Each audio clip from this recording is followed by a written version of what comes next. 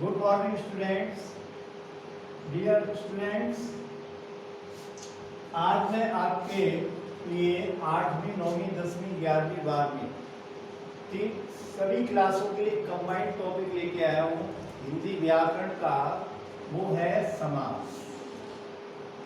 समास किसे कहते हैं? सबसे पहले आप इसकी परिभाषा को देखेंगे कि समास किसे कहते हैं। तो देखें, दो या दो से अधिक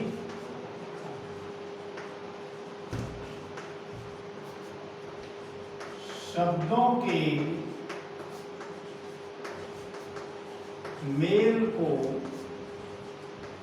मेल से जो एक शब्द बनता है उसे समास या समस्त पद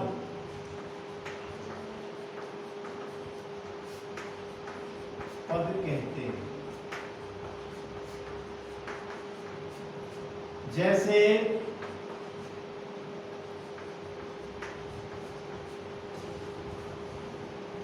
राजकुमार, राज और कुमार दो शब्द हैं। राज और कुमार ये दो शब्द हैं। अगर इन दोनों शब्दों को मिलाकर के एक शब्द बना दिया राजकुमार,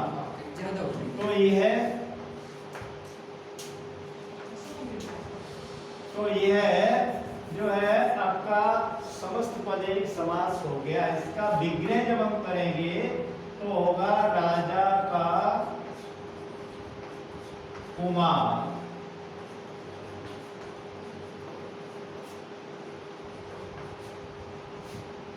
ये इसका विग्रह हो जाए। तो कहने का अभिप्राय यह है कि आपको ये समझना पड़ेगा कि समास किसे कहते हैं, समस्त पद किसे कहते हैं। तो आपकी परिभाषा बनती है होगी कि दो या दो से अधिक शब्दों के मेल से जो एक पद बनता है या एक शब्द बनता है उसे हम समास या समस्त पद कहते हैं। जैसे आपको एग्जांपल दिया गया राजकुमार, राज और कुमार दो शब्द हैं और यहाँ पर राजकुमार जब एक बन गया तो ये समास कहलाएगा या समस्त पद कहलाएगा। इसका हम विग्रह जब करेंगे तो वो बनेगा जा करके राजा का कुमार। तो इस आधार पर ये आपकी समास की परिभाषा हुई। अब प्रश्न यह उठता है कि समास के भेद, समास के भेद। समास चार प्रकार के होते हैं।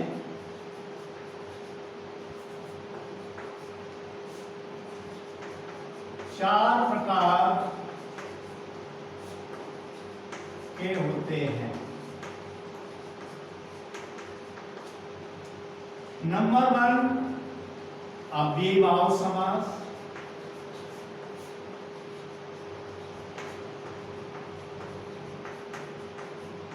नंबर 2 तत्पुरुष समास।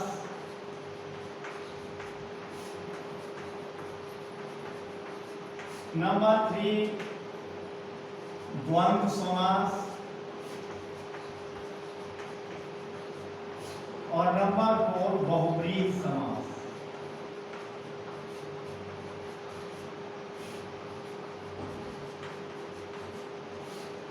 लेकिन व्याकरणाचार्यों के अनुसार उन्होंने तत्पुरुष समास को के दो भेद कर दिए और इस प्रकार से कुल मिलाकर के 6 भेद हो जाते हैं। इनके दो भेद होते हैं तो पांचवा प्रकार बनता है जाकर के आपका कर्मधारय।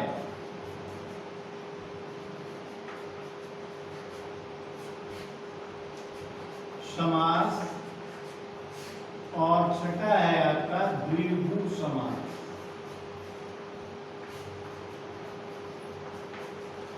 तो इस प्रकार से कुल मिलाकर के समास के 6 भेद हो गए।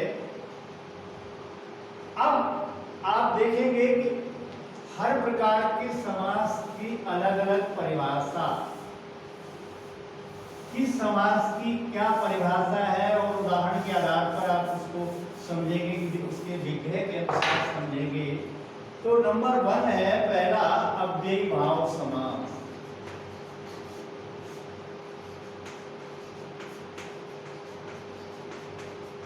अव्ययी भाव समास, जैसा कि आप देख रहे हैं अव्ययी शब्द से, अव्ययी का मतलब है वह शब्द जिसमें कोई परिवर्तन नहीं होता है और वह इस समास में सबसे पहले रखा जाता है और बाद में अन्य पद होता है। तो कहने का अभिप्राय यह है कि इसकी परिभाषा करेंगे और कि जिस समास का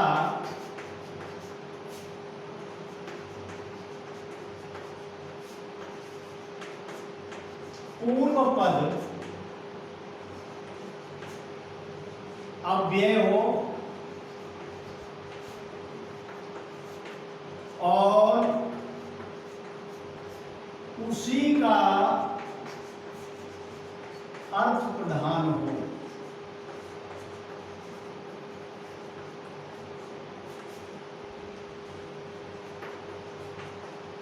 उसे अव्ययी भाव समास कहते हैं।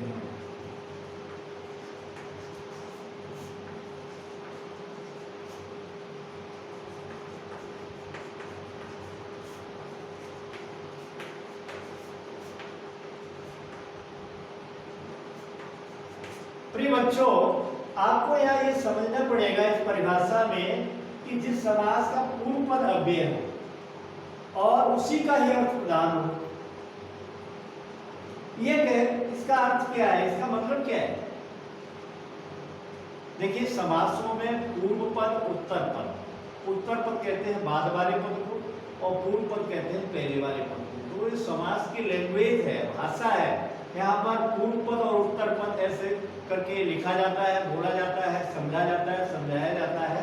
तो इन बातों को आप समझ लीजिएगा कि समास की भाषा है कि समास का पूर्व पद या उत्तर पद इस प्रकार से कहा जाता है। तो यहाँ पर इस समास में अव्ययी भाव में बताया गया जिस समास का पूर्व पद अव्यय हो और उसी का अर्थ प्रधान होता है, उसे हम अव्ययी भाव समास कहते हैं। अब यहाँ पर देखें कि इसका मतलब अव्यय का मतलब क्या हुआ, कैसे, किस प्रकार से? जैसे यथाशक्ति,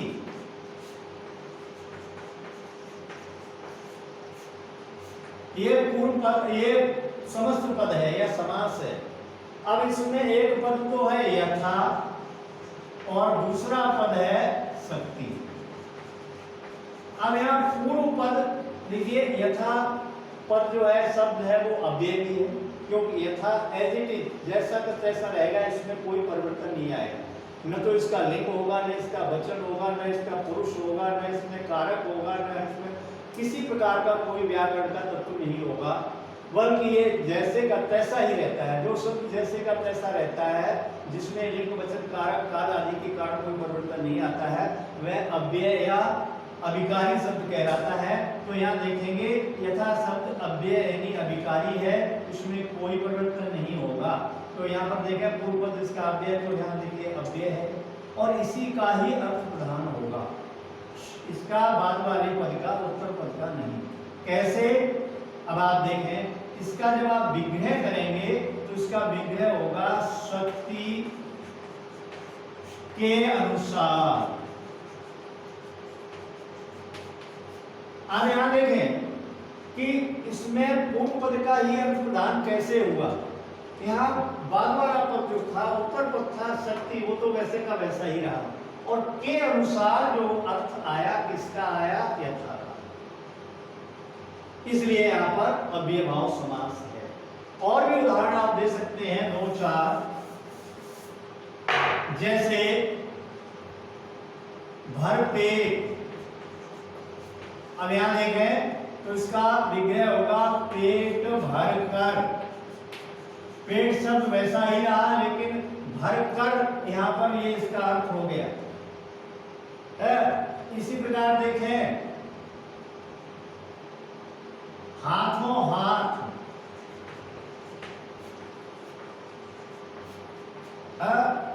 हाथ ही हाथ में, हाथ ही हाथ में, इसका विग्रह ये हुआ।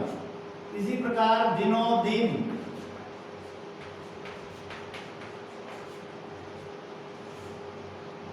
यहां देखें हर दिन, हर रोज या हर दिन।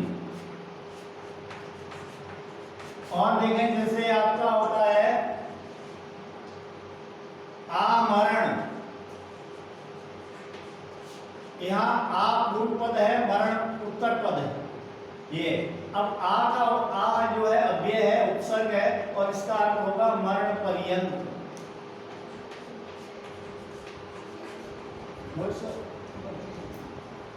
मरण पर्यंत, आजीवन,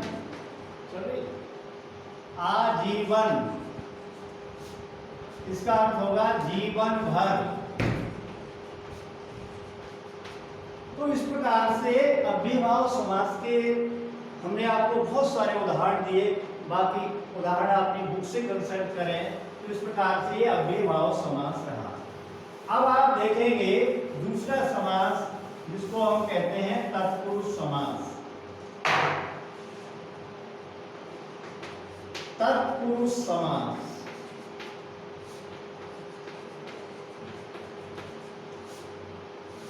इसकी परिभाषा क्या है? इसकी परिभाषा रहेगी जिस समास का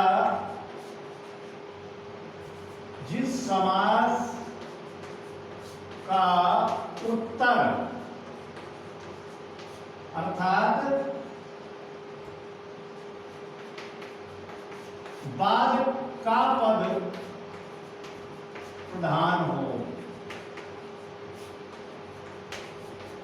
उसे तत्पुरुष समास कहा जाता है।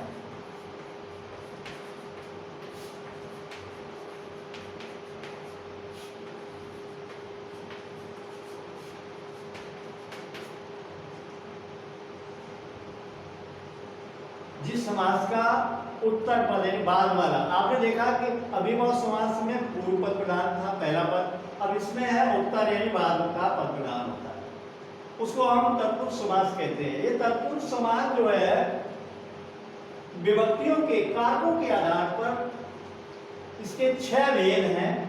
नंबर 1 कर्म तत्पुरुष, नंबर 2 कारण तत्पुरुष, नंबर 3 संप्रदान तत्पुरुष, नंबर 4 अपादान तत्पुरुष, नंबर 5 संबंध तत्पुरुष, और नंबर 6 अधिकरण तत्पुरुष। अधिकरण तत्पुरुष यानी कर्म तत्पुरुष, करण तत्पुरुष, संप्रदान तत्पुरुष, अपादान तत्पुरुष, संबंध तत्पुरुष, अधिकरण तत्पुरुष। कहने का अभिप्राय यह है कि आपके इसमें पेपर्स में कभी-कभी इनके भेदों में से भी पूछ लिया जाता है। जैसे पूछ लिया गया कि बताइए कि कर्म तत्पुरुष समास किसे कहते हैं, तो इसकी परिभाषा आप देंगे कर्म तत्पुरुष समास की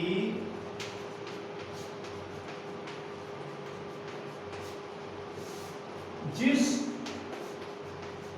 तत्पुरुष समास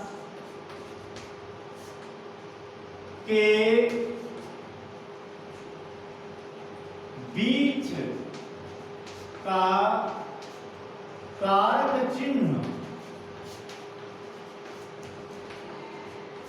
लुप्त होता है,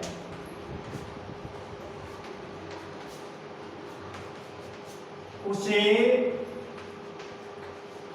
कर्म तत्पुरुष समास कहते हैं।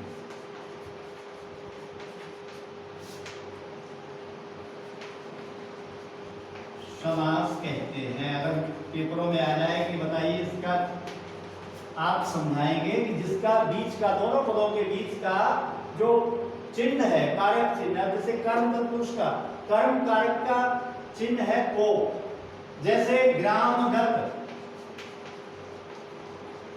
अब इसके ग्राम और गत दोनों के बीच में इसका विग्रह करेंगे। गांव को गया हुआ, स्वर्गगत, स्वर्ग को गया। तो यहां पर देखेंगे जब आपने विग्रह किया तो को चिन्ह प्रकट हो गया, और जब वो समास था, समस्त पद था, तो उसमें बीच में से कुछ चिन्ह लुप्त था। इसमें भी देखिए लुप्त था। इसी प्रकार से आपका कर्ण तत्पुरुष समास,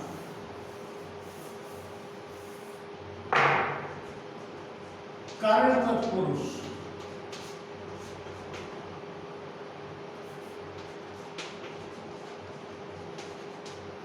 इसकी भी उसी पैटर्न में आप परिभाषा करेंगे। जिस तत्पुरुष समास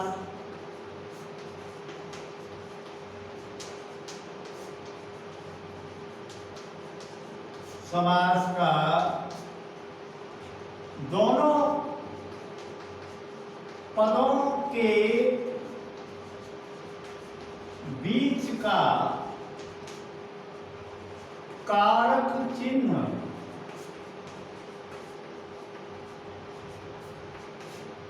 से या के द्वारा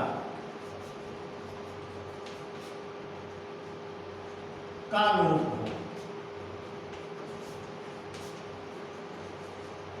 उसे कर्ण तत्पुरुष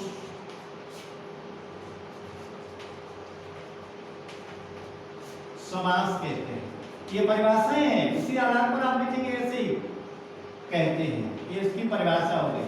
अब मेन उसमें आप देखेंगे कि क्या किस प्रकार की परिभाषा, जिस तत्पुरुष समास, ये तत्पुरुष समास से ही मेंशन करेंगे। जिस तत्पुरुष समास के का दोनों पदों के बीच का कारक चिन्ह से या के द्वारा का लोप हो, उसे हम कर्ण तत्पुरुष समास कहते हैं। अब ये कारक चिन्ह भी ध्यान में रखिए आप। जैसे ये कहा जाए कि हस्तलिखित, इसका विग्रह करेंगे तो ये होगा हाथ से लिखा हुआ या हाथ के द्वारा लिखा हुआ, तुलसीकृत, तुलसी के द्वारा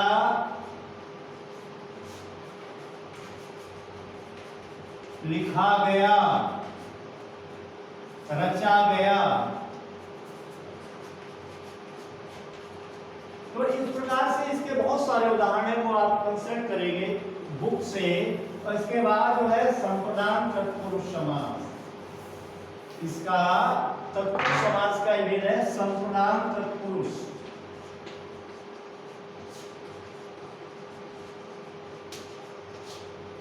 समास। इसकी भी उसी पैटर्न से परिभाषा करेंगे। जिस तत्पुरुष समास का, जिस तत्पुरुष समास के बीच का कारक चिन्ह के लिए या को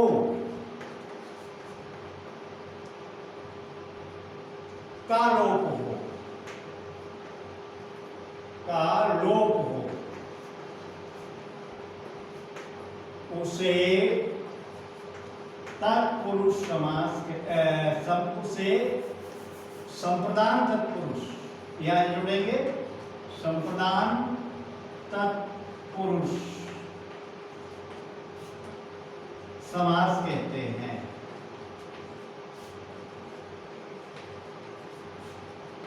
अब इसमें देखिए पाठशाला, विग्रह करेंगे पढ़ने के लिए,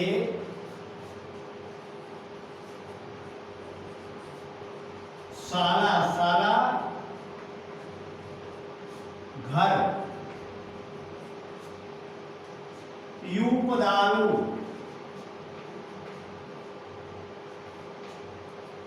यूप खंबा,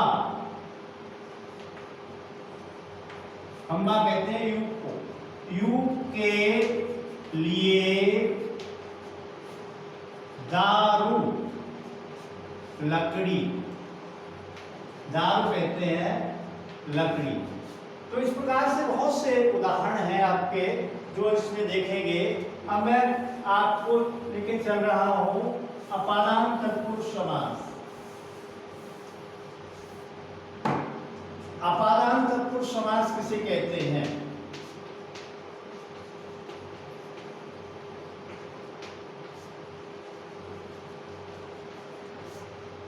वही परिभाषा उसी पैटर्न पे जिस तत्पुरुष समास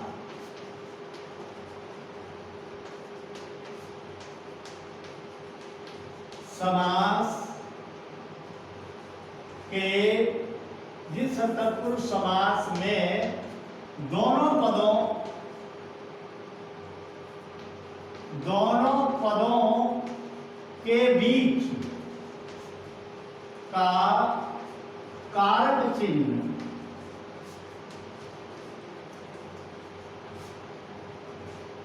से अलग या अलग का लोप हो,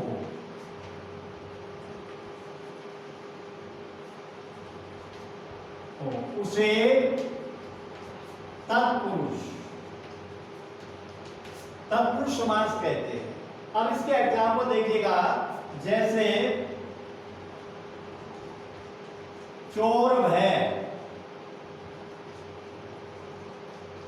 चोर से भय, भय अर्थ में भी होता है। ऋण मुक्त, ऋण से मुक्त, अलग। और भी बहुत से उदाहरण हैं, आप इसमें देखेंगे। अगला है संबंध तत्पुरुष समास। अक्सर पेपरों में आ जाते हैं इनके भेद, और 2 नंबर का होता है कि जैसे संबंध तत्पुरुष समास।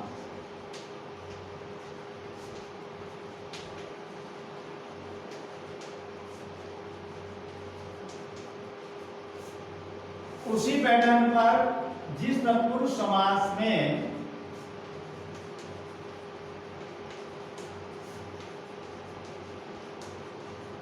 समास के कारक चिन्ह समास के बीच, समास के बीच के कारक चिन्ह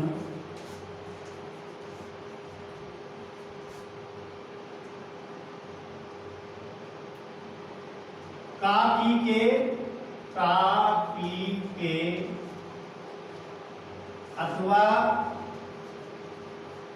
रा री रे का लोप हो, उसे तत्पुरुष समास कहते हैं। उसे संबंध तत्पुरुष, सब देखना कितने मिनट की होगी, कहते हैं।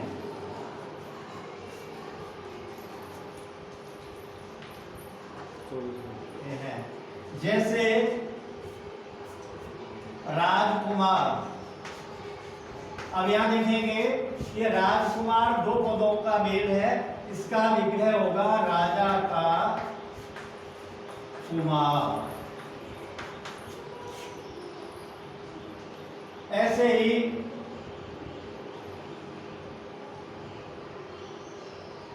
मम गृह,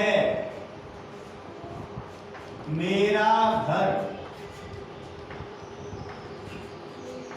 तो इस प्रकार 2 उदाहरण आपको बताए गए संबंध तत्पुरुष के। इसी आधार पर अधिकरण तत्पुरुष समास,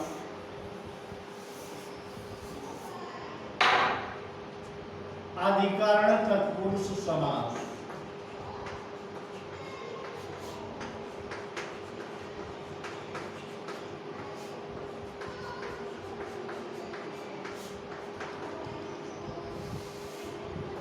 जिस तत्पुरुष समास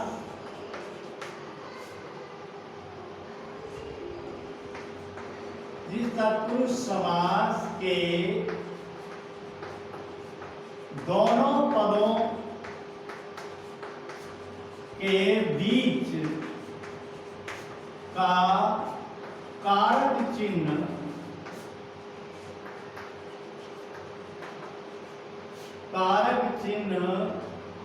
में पैर पर का लोप हो, उसे अधिकरण तत्पुरुष समास कहते हैं।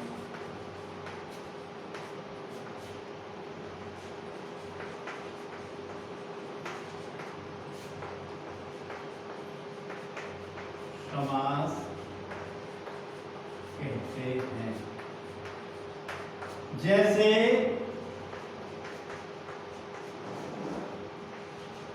वनवास, विग्रह करेंगे वन में वास,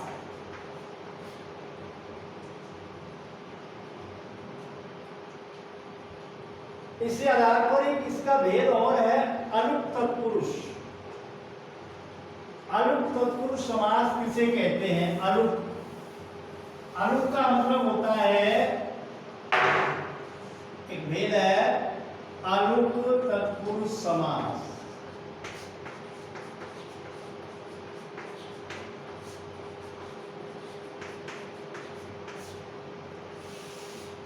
जिस तत्पुरुष समास